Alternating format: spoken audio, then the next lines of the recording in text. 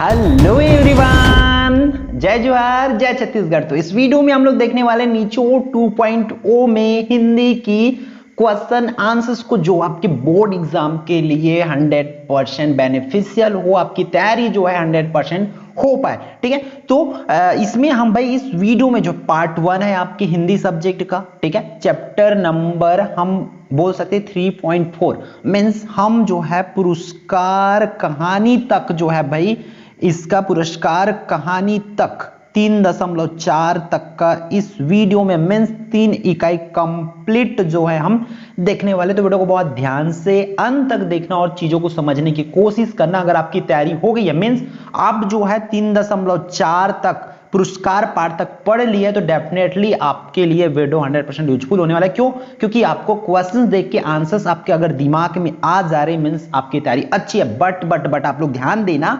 Question जैसे ही मैं दिखाऊंगा या पढ़ूंगा तो आपको उसके आंसर्स नहीं आ रहा, तो उस क्वेश्चन को आप स्क्रीनशॉट लेकर रखो। फिर या तो आप एक पेन कॉपी लेकर बैठो भाई, जो भी क्वेश्चंस बताया जा रहा है सभी को 1 बाय 1 नोट करते चलो।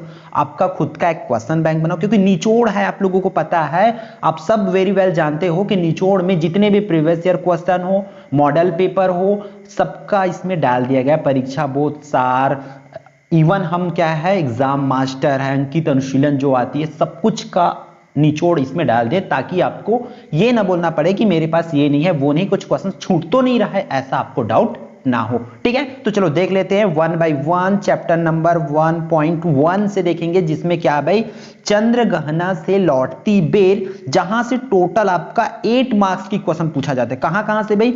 आपका 1.1, 1.2, 1.3, ये तीनों से मिला करके आपका 8 नंबर का क्वेश्चन पूछा जाता है। ठीक है, जिसमें आपका 1 मार्क्स वाले 2 क्वेश्चन आएगा, तो इसकी तैयारी हम आपको अलग से करा देंगे, या वीडियो ऑलरेडी डली हुई है 1 मार्क्स वाला, वहां से जाकर के इसका प्रिपरेशन कर सकते हैं। ठीक है, फिर 2 नंबर वाले और 4 मार्क्स वाले जो क्वेश्चन है हम देखने वाले हैं, तीनों का मतलब इस इकाई का कंप्लीट। ठीक है, तो देखो भाई इस पार्ट से 2 अंक के लिए आपको इस क्वेश्चन को करना है। मानवीकरण अलंकार की परिभाषा आपको लिखना है कि मानवीकरण अलंकार क्या होता है। ठीक है, फर्स्ट चैप्टर में उसको करना है। फिर काले माथी वाली चिड़िया मछली कैसे पकड़ती है, ये आपको पता होनी चाहिए। फिर नेक्स्ट क्वेश्चन, तो देखो इसमें क्या बोला जा रहा है, हाथ पीले कर मंडप में कौन किस तरह पधार रही है, पाठ के आधार पर आपको लिखना है। तो चीजों को आप लोग समझते चलना कि जब भी इसका आंसर लिखोगे तो आपको एकदम रट्टा मार के नहीं लिखना है।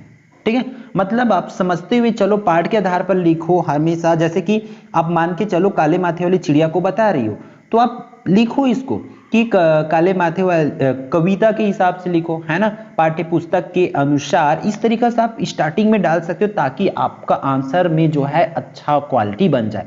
पाठ्य पुस्तक के आधार पर ऐसा लिख दो, या बादल को घिरते देखा है नामक पाठ के आधार पर। इस तरीके से आप बाय एग्जांपल आप आंसर लिख सकते हो हर किसी का। ठीक है, तो इन चीजों को आप समझते हुए चलना, यही होती है टॉपर ट्रिक, आपको उसको दिखाना पड़ता है। ठीक है, या आपको उनके लेखक का नाम पता है, मान के चलो नागार्जुन पता है, तो नागार्जुन जी के अनुसार ऐसा करके आप पूरी चीजों को बता दो। ठीक है, फिर आगे बढ़ते, केदारनाथ अग्रवाल जी ने चने को किस प्रकार मानवीकरण किया, आखिर चने की तुलना किस प्रकार किया गया, इन चीजों को आपको लिखना है। फिर विजन किसी व्यापारिक नगर से क्यों श्रेष्ठ है, उसको आपको बताना है। ठीक है, कि विजन और एक व्यापारिक नगर दोनों में क्या डिफरेंस है, दोनों में क्या होती है, क्या अंतर, उन चीजों को आपको बताना है। ठीक है, फिर आपके 4 मार्क्स वाले क्वेश्चन देख लेते हैं। देखो 4 मार्क्स के लिए आपको मैं बता दूं, क्वेश्चंस भी आते हैं, साथ ही साथ आपको उसका भावार्थ लिखने वाला भी आता है। ठीक है, याद रखना भावार्थ आता है, तो हम भावार्थ वाले क्वेश्चंस की भी आपका अलग से तैयारी करा देंगे, क्योंकि इसमें इंक्लूड करना थोड़ी सी उसको मुश्किल है, क्योंकि बहुत ज्यादा होती है वो, है ना। तो किस टाइप से उसको डील करना है हम वो आपको सिखा देंगे, ताकि आपको उसको रटना ना पड़े, याद ना करना पड़े। ठीक है, फिर देखो अलसी के मनोभाव का आपको वर्णन करना है। कवि ने बसंत ऋतु के दृश्य का चित्रण किया है, उसे अपने शब्दों में लिखना है कि किस प्रकार के। फिर प्रेम की प्रिय भूमि को अधिक उपजाऊ क्यों कहा गया, इसको करना है। फिर बांधे मुरैठा शीश पर की पंक्ति के माध्यम से कवि क्या बताना चाहते हैं, उन चीजों को आपको करना है। ठीक है, तो ये रहा 4 मार्क्स वाले इंपॉर्टेंट क्वेश्चन, तो सभी को कर लेंगे। फिर हम लोग चलते हैं आपके प्रश्न वाली 1.2 पर। तो अभी तक अगर आपने ये वीडियो लाइक नहीं किए तो लाइक कर लें। ठीक है, और अभी तक चैनल भी सब्सक्राइब नहीं किया तो कर ले, क्योंकि आपकी कंप्लीट बोर्ड एग्जाम की तैयारी आपको इस चैनल के माध्यम से कराया जाएगा। इवन आप प्रीवियस ईयर के क्वेश्चंस पेपर्स भी डील कर सकते हैं, देख सकते हैं, है ना, एज अ सैंपल, ताकि आपकी प्रैक्टिस हो पाए। ठीक, तो और मैं बता दूं, हम बोर्ड एग्जाम के लिए आपके लिए तैयारी पे लगे हुए हैं कि वो उस टाइम हम आपको कम से कम 4 to 5 की हमारी टारगेट है कि हम आपको 5 सैंपल पेपर दे दे कि उस 5 सैंपल पेपर से अगर आप प्रैक्टिस करके जाओ तो आपका मैक्सिमम से मैक्सिमम अच्छा से अच्छा परसेंट बन पाए। ठीक है, हम कोशिश कर रहे हैं। पिछले बार 3 सेट प्रोवाइड किए थे ABC करके, तो इस बार हम सीधा 5 सेट आपको जो है प्रोवाइड कराने की हमारी प्लानिंग है। बस आप लोग पढ़ते चलिए, सपोर्ट दिखाते चलिए, मतलब अपना इंटरेस्ट दिखाते चलिए, ताकि हम भी आप लोगों के लिए सही से टाइम टू टाइम कर पाए। ठीक है, तो नर्मदा का उद्गम अमरकंटक, तो अमरकंटक वाले पार्ट, इसके लेखक कौन है भाई? डॉक्टर श्री राम परिहार। तो इसके आंसर जो भी लिखोगे आप लिख सकते हो कि नर्मदा का उद्गम अमरकंटक नामक पार्ट के आधार पर ऐसा लिख सकते हो, या डॉक्टर श्री राम परिहार जी के अनुसार, इस तरीके से आप बता सकते हो सभी के आंसर्स को। तो चलो देखो 2 मार्क्स वाले क्वेश्चन क्या है। नर्मदा नदी लोगों के जीवन में किस प्रकार खुशहाली लाती है उसको बताना है। फिर वनवासियों का जीवन कैसा होता है, नर्मदा अपना प्रणय संदेश किसे भेजती है, नर्मदा का उद्गम कहां हुआ है। ठीक है, फिर लास्ट 2 क्वेश्चन है भाई कि अमरकंटक के पर्यावरण को किस प्रकार नुकसान हो रहा है, या विंध्य और सतपुड़ा को लेखक ने किस रूप में चित्रित किया है। तो इन सभी को 2-2 मार्क्स के लिए आप लोगों को कर लेना है। फिर 4 मार्क्स वाला क्वेश्चन देख लेते हैं भाई, आपके नर्मदा का उद्गम अमरकंटक नामक पाठ से क्या दिया गया है। इस पाठ के आधार पर प्रकृति सौंदर्य का वर्णन करना है कि प्रकृति कैसा होती है। तो आपको इसको कंप्लीट ओन वर्ड में अपने शब्दों में बोला गया, तो एकदम आपको रटना नहीं है, चीजों को समझ करके लिखना है। ठीक है, बस मात्रा वगैरह सही से लिखना सीखो, शब्दों का चयन सीखो, फिर आपको डेफिनेटली कंप्लीट मार्क्स इसमें मिलेंगे। और हिंदी में तो आप लोग पूरा का कोशिश करो कि आपको 75 में 75 आ जाए। ठीक है, अविवेक पूर्ण व अंधाधुंध खनन से अमरकंटक क्षेत्र के प्राकृतिक पर्यावरण को किस प्रकार नुकसान हो रहा है उसको आपको लिखना है, या पेड़ों की कटाई से किस प्रकार के नुकसान हो रहा है उसको बताना है। फिर अमरकंटक ने नर्मदा को जन्म देकर भारत को वरदान दिया है, ऐसा क्यों कहा गया आपको लिखना है। फिर टिप्पणी आपको पूछा जाता है कि टिप्पणी लिखो करके, कोई 2 ठो आपको दे देंगे, जैसे कि सोनमुड़ा के बारे में, आम्रकूट के बारे में, मैकल के बारे में, माइकी बगिया के बारे में, इसमें से कोई 2 ठो पूछ दिया जाता है और पूछे भी गए प्रीवियस ईयर में, इसलिए क्वेश्चन जो है इंक्लूड इसमें है। ठीक है, लास्ट 2 क्वेश्चन पे इस पार्ट से 4 मार्क्स वाला में, अमरेश्वर के कंठ से ही नर्मदा निकली है, यह पंक्ति किस संदर्भ में भी कहा गया है, कि कब कहा गया, क्यों कहा गया, इन चीजों को आपको लिखना है। फिर नर्मदा सूख जाएगी तो हम कैसे बचेंगे, वनवासी स्त्री द्वारा यह बात क्यों कही गई, आखिर ऐसा उन्हें क्यों बोलना पड़ा, ये आपको लिखना है। ठीक है,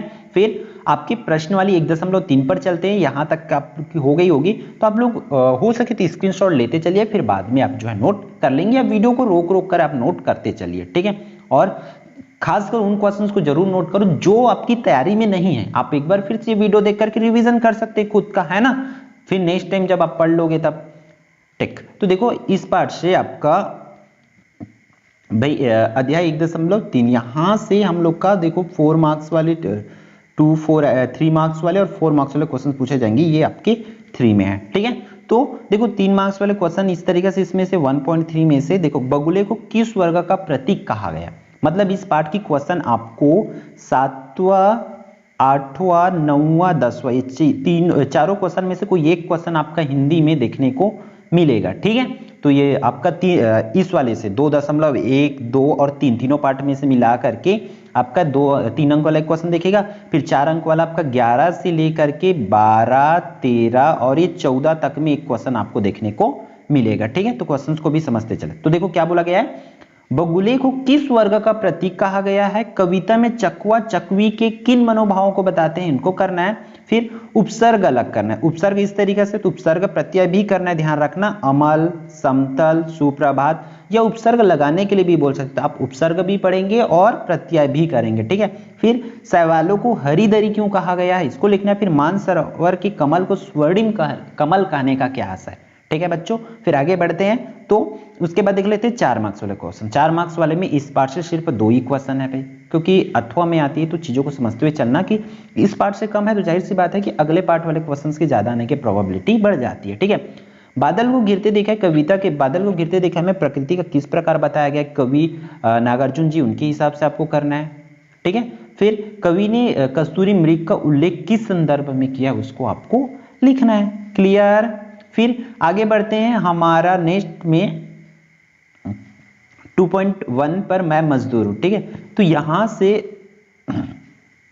आपका 2.1 पे चलते, मैं मजदूर हूं का देखो इसमें क्या बोला गया, मैं मजदूर हूं में हमारा 2 मार्क्स वाले और 4 मार्क्स वाले क्वेश्चन पूछे जाएंगे। ठीक है, तो इसमें देखो 2 मार्क्स वाले क्वेश्चन में हमें क्या किया गया कि हमें मजदूरों के प्रति सहानुभूति क्यों रखनी चाहिए।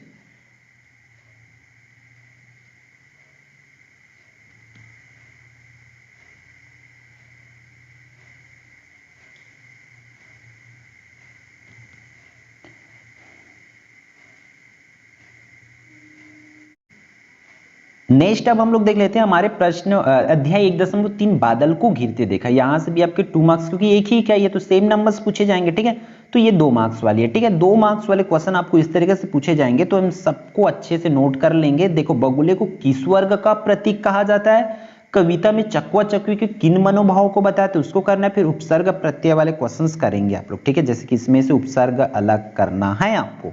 ठीक है, फिर नेक्स्ट सवालों को हरिदरी क्यों कहा गया है वो करना है, फिर मानसरोवर के कमल को जो है स्वर्णिम कमल क्यों कहा गया है वो आपको बताना है। ठीक है, फिर आगे आपके 4 मार्क्स वाले क्वेश्चन देख लेते हैं। 4 मार्क्स के लिए देखो सिर्फ 2 ही क्वेश्चन करना है इस चैप्टर से, आपको प्रश्नवाली 1.3 का या अध्याय 1.3 का। ठीक है, बादल को घिरते देखा है, इसके ये वाला, इसमें से प्रकृति का वर्णन करना है कि कवि ने किस प्रकार प्रकृति के बारे में बताया पूरे पाठ में, उसको आपको लिखना है।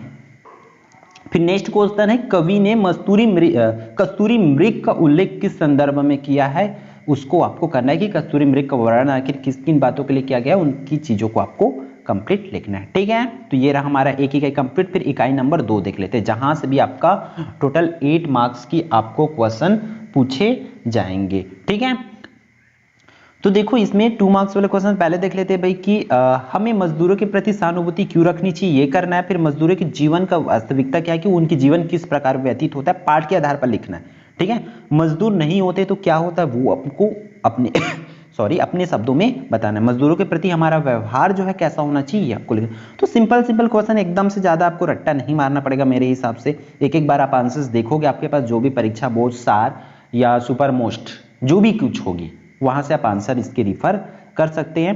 ठीक है, फिर जिसका भी आंसर ना मिले आप उसको नोट करके रखो, हम व्हाट्सएप ग्रुप जो है ऑन कर देंगे, आप वहां क्वेश्चंस पूछ लेंगे, आपको कोई ना कोई आंसर्स वहां पर शेयर कर देंगे। ठीक है, फिर मजदूर के घायल हो जाने पर फैक्ट्री मालिक की क्या जिम्मेदारी होती है वो करना है। दिन सोता है रात सोती थी, मैं जागता था का क्या मतलब है उसको आपको लिखना है। पाठ में उन पंक्तियों को छाट कर लिखना है जो मजदूरों की व्यवस्था को दिखाता है कि वो विवश है करके। फिर 4 मार्क्स वाले क्वेश्चंस भी आप लोग नोट कर लेंगे, आपको लगभग देखो 4 से 5 क्वेश्चन 6 क्वेश्चन की तैयारी आपको करना है इस बार से। ठीक है, तो देख लेते बारी बारी से सभी को। फैक्ट्री में काम करते हुए घायल या दुर्घटनाग्रस्त होने वाले मजदूरों के प्रति मालिकों की क्या क्या, अगर मान के चलो कोई मजदूर है, ठीक है, तो अगर वो मजदूर जो है काम करते करते क्या हो जाते हैं, उनको मान के चलो घायल हो जाते हैं, तब उनको कंपनी मालिक का या जो भी ठेकेदार है कह सकते हैं, उनकी क्या जिम्मेदारी होना चाहिए, उनको क्या क्या कराना चाहिए, उनको अपने शब्दों में लिखना है कि उनको हॉस्पिटल ले जाना चाहिए, उनको सही से देखरेख उनकी करानी चाहिए, क्या करानी चाहिए आपको लिखना है। मजदूर को श्रम शक्ति की इकाई क्यों कहते हैं, आखिर मजदूर है, मजदूर को पूरे श्रम शक्ति की इकाई क्यों कहते हैं उनको आपको बताना है। फिर देखो कुछ क्वेश्चन जो है 2 मार्क्स वाले क्वेश्चन 4 मार्क्स में भी पूछे जाते हैं, तो 4 मार्क्स वाले 2 मार्क्स में भी पूछे जाते हैं। कुछ क्वेश्चन जो बड़ा लिखा जा सकता है, तो आपको शब्द सीमा अगर 4 मार्क्स वाला है तो बढ़ाना पड़ेगा, और 2 मार्क्स वाला है तो आपको कम शब्दों में समझाना पड़ेगा कि हाँ भाई इसलिए कहते हैं करके। क्लियर। फिर निर्माण के प्रति मजदूरों की निरंतर प्रतिबद्धता किन किन बातों पर जाहिर होती है, इनको आपको बताना है। फिर दुनिया में क्या नहीं है, कौन सी चीज अपने हाथों से मैं नहीं की, इस कथन को ध्यान में रखकर मजदूरों को किए गए निर्माण कार्यों को अपने शब्दों में आपको बताना है। ठीक है, फिर लास्ट 2 क्वेश्चन है इस पार्ट से भी आपका 2.1 से, मजदूर के पारिवारिक जीवन का हाल कैसा होता है, पाठ के आधार पर बताना है कि आखिर वो अपना जीवन यापन किस प्रकार करते हैं। कल्पना कीजिए कि मजदूर काम करना बंद कर दे तो क्या होगा, इसको ये 2 मार्क्स से भी पूछे जा सकते हैं और 4 मार्क्स से भी। कुछ क्वेश्चन ऐसे है हिंदी में जो होता है इस टाइप से, तो बस इन सभी क्वेश्चंस की आंसर आप तैयारी करते चलिए। ठीक है, हम इन क्वेश्चंस को आपको प्रैक्टिस के लिए फिर से दे देंगे। फिर हमारे अध्याय 2 का देख लेते हैं भाई, 2.2 जनतंत्र का जन्म। ठीक है, इनमें से भी सेम इकाई है तो जाहिर सी बात है सेम मार्क्स आएंगे, 2 मार्क्स और 4 मार्क्स वाले क्वेश्चन पूछे जाएंगे। तो देखो, अभिषेक राजा का नहीं प्रजा का है, इस या किस अवसर के लिए कहा गया उसको आपको बताना है। नेक्स्ट क्वेश्चन क्या है भाई आपके 2 मार्क्स के लिए, जनता के क्रोधित होने पर कविता के आधार पर आपको लिखना है। अगर जनता क्रोधित हो गए तो क्या होगा, उसको आपको पाठ के आधार पर बताना है। ठीक है, फिर कवि के अनुसार बदली हुई स्थिति में राजदंड किसे बनाने की बात कही है, इसको आपको करना है। ठीक है, फिर ये चारों पांचों क्वेश्चंस आप अच्छे से कर लेंगे। फिर हम आप 4 मार्क्स वाले क्वेश्चन देख लेते हैं भाई कि इस चैप्टर से किस तरीके से आपको पूछे जाएंगे। ठीक है, 4 मार्क्स के लिए तो आपको फर्स्ट क्वेश्चन स्क्रीन पर है, आप लोग देख पा रहे हैं। कवि ने गिट्टी तोड़ने वालों और खेतों में काम करने वाले को त्योता क्यों कहा है? 4 अंक बताना। देखो भाई क्वेश्चन एकदम सटीक है, क्यों कहा जाता है उसको बस आपको बताना है। फिर दूसरा क्वेश्चन है आपका, अंग अंग में लगे सांप हो धुस रहे पंक्ति में जनता किस प्रकार के शोषण की ओर संकेत करते हैं? आपको अपने मत से यह शोषण किन किन के द्वारा होता है, किन किन के द्वारा होता है और किसके किसके साथ होता है उसको आपको लिखना है। ठीक है, इकाई 2 का हम जो है लास्ट पार्ट देख लेते हैं 2.3 को। ठीक है, फिर देखो अपनी अपनी बीमारी, यहां से भी सेम इकाई की क्वेश्चन है, मतलब वही इसी तरीके से 2 मार्क्स और 4 मार्क्स है। मतलब तीनों में से याद रखना, इसको समझते हुए चलना है, तीनों पार्ट से टोटल 8 नंबर का पूछे जाएंगे। मतलब तीनों पार्ट में से कोई एक ठो 2 नंबर वाला पूछे जाएंगे और तीनों पार्ट में से कोई 2 ठो, क्योंकि 4 नंबर वाला थोड़ा में रहता है। समझ रहे हो ना आप लोग? तीनों पार्ट मिला के आपको 2 नंबर वाला एक क्वेश्चन और 4 नंबर वाला 2 क्वेश्चन, मतलब अथवा में करके पूछा जाएगा, उसमें से दोनों में से कोई एक को आपको कराना है। और तीनों पार्ट में से एक अंक वाला 2 क्वेश्चन आपको पूछे जाएंगे। तीनों पार्ट में से एक ही तो पार्ट से भी पूछे जा सकते हैं और तीनों पार्ट से भी वो जो उनकी मर्जी है, बस इकाई आपको समझते हुए चलना है। ठीक है, तो देख लेते हैं इस पार्ट से आपका 2 अंक वाले क्वेश्चन, सभी क्वेश्चन 4 क्वेश्चन है, चारों क्वेश्चन आपकी स्क्रीन पर है।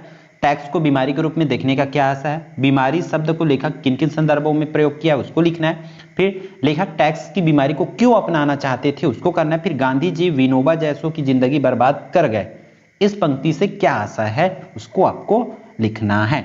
ठीक है, तो वही 4 मार्क्स वाले भी क्वेश्चंस को देख लेते हैं भाई कि पाठ में दिए गए शोक समाचार बड़ी प्रसन्नता की बात है से क्यों शुरू हुआ? मान के चलो क्योंकि शोक समाचार है तो उसको बड़ी प्रसन्नता की बात है करके क्यों चालू किया गया उसको आपको लिखना है।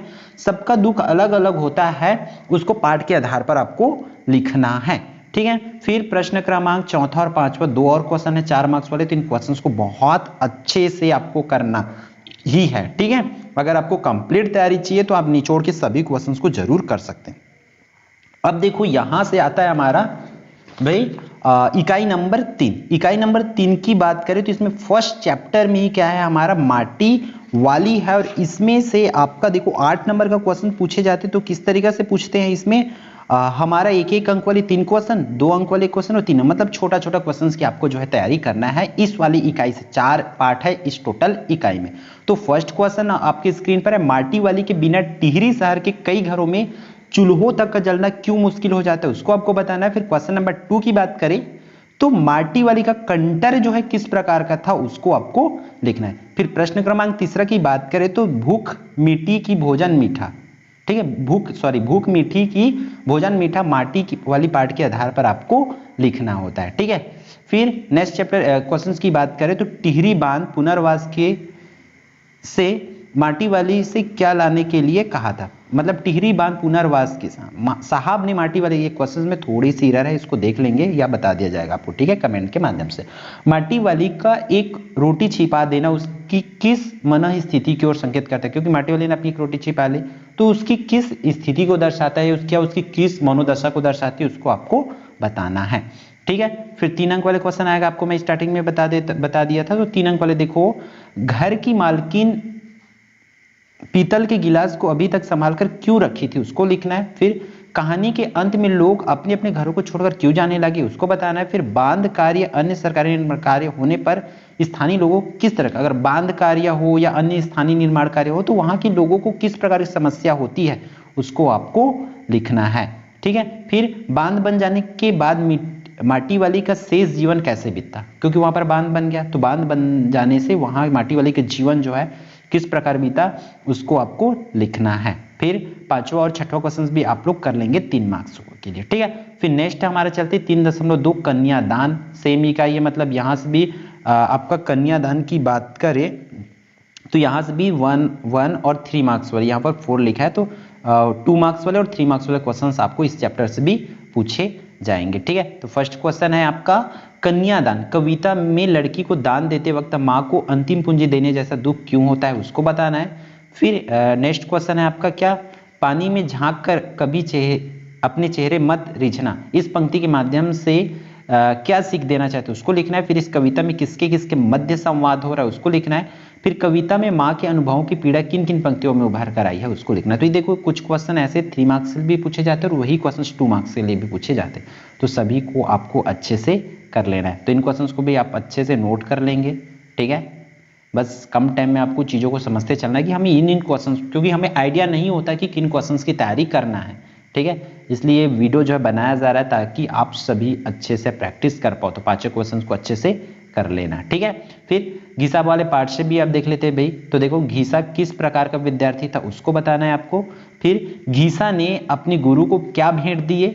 महादेवी वर्मा अक्सर अपनी छुट्टियां कैसे बिताया करती थी। महादेवी वर्मा को अन्य विद्यार्थियों में घीसा ही क्यों याद रहा या घीसा का नाम घीसा क्यों पड़ा, इन सभी क्वेश्चंस को आप लोग कर लेंगे। ठीक है, तो देखो पहली बार जब घीसा कक्षा में आया तब वह कैसा दिखाई पड़ता था, अपने शब्दों में लिखना है। 3 अंक वाली है तो उसके हिसाब से, अब 3 अंक वाली तो बोल सकते हो इसको कम से कम 6-7 लाइन में आपको कंप्लीट करना है। ठीक है, घीसा का नाम घीसा कैसे पड़ा उसको कर लेना। फिर बच्चे साफ सफाई कर पाठ पढ़ने के बाद अगली कक्षा में किस प्रकार तैयार होकर आए थे उसको लिखना है। फिर लेखिका ने ईश्वर की तुलना बूढ़े आदमी से क्यों किया गया उसको आपको बताना है। महादेवी वर्मा अक्सर अपनी छुट्टियां कैसे बिताया करती, देखो ये 2 मार्क्स वाले में भी क्वेश्चन में था और ये 3 मार्क्स वाले क्वेश्चन में भी। इस तरीके से क्वेश्चंस आपको देखने को मिलता है हिंदी में।